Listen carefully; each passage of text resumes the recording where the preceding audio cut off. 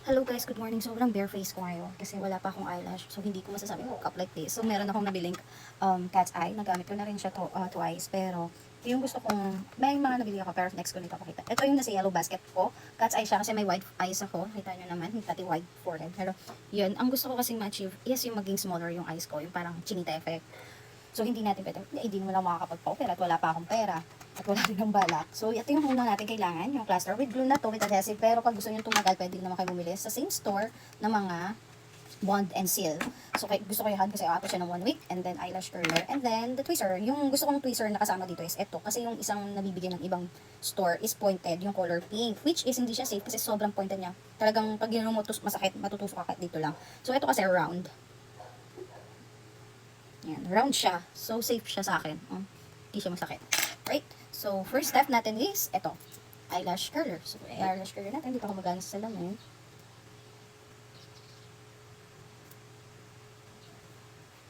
Ayan. So, sa one eye lang muna tayo. After nyan, ayun na. Pa-flick na natin yung eyelash. And next, we will use bond. And later na yung seal. Itong bond muna. Okay, wait. Ganyan. Para lang siyang mascara. Kita nyo? Nag-flick na rin siya pataas.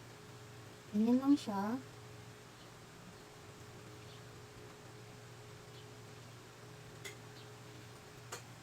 Kita nyo? Para siyang mascara. Ganyan, sobrang dali.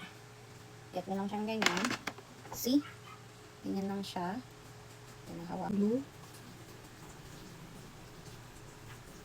Nilalagay ko siya sa mismong root hair ko. Hindi ko siya nilalagay dito sa ano ko, tear eyes ko.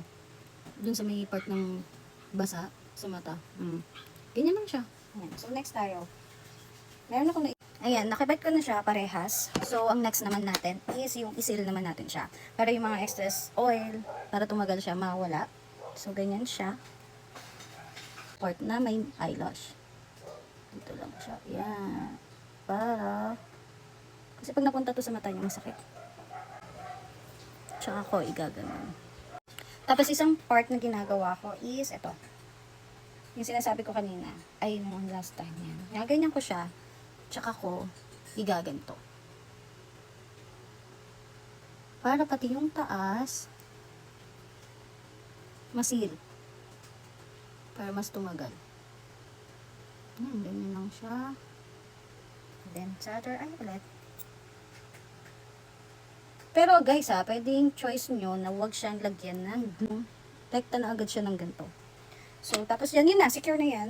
Hayaan nyo lang yung sealer na-dry sa eyes nyo. And then, that's it. Yun na yung pwede nyo gawin. So, tapos na yung eyelash natin. So, nasa yellow basket ko siya. Alam nyo ba, naka-promo sila kaya bumili na kayo.